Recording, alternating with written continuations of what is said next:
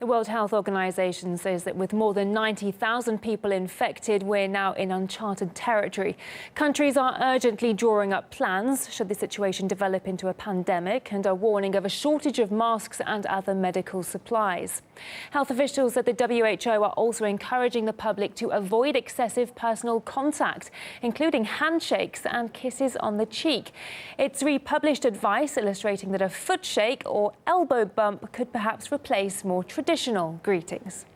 Well, here are some US senators testing out the elbow alternative as they met two women who'd been cleared to leave quarantine. While this measure may be effective, there are some other suggestions doing the rounds which should be well avoided.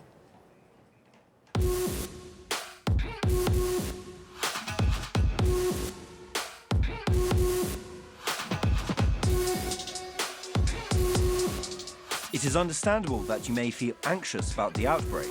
Get the facts from reliable sources to help you accurately determine your risks so that you can take reasonable precautions.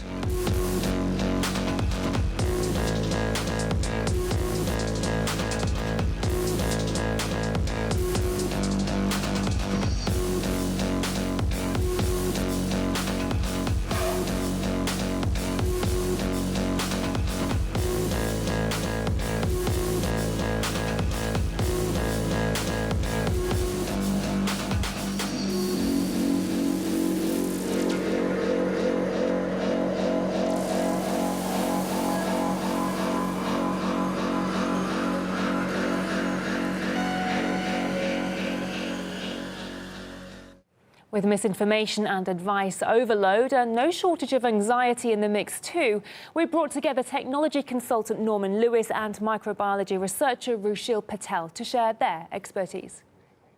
Compared to other respiratory viruses such as influenza, this virus is relatively novel and new to us. There are related coronaviruses such as SARS and MERS.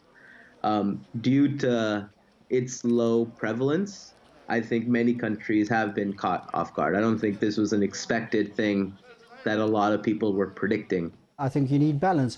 If you take something like tuberculosis, which is a very virulent, dangerous virus, illness, last year there were 1.28 million deaths from tuberculosis. Tuberculosis rates, for example, in the UK are going up. I don't see anybody wearing masks about tuberculosis. I don't see trains being stopped. I don't see cities being locked down. In the world that we live in right now, especially with the travel patterns that most people follow, it becomes extremely difficult to contain such a virus, especially one that's transmitted respiratorily. I think a lot of ordinary people are concerned about this and should be concerned. I mean, it is a virulent disease, but it's not on the scale of some of the things that already exist.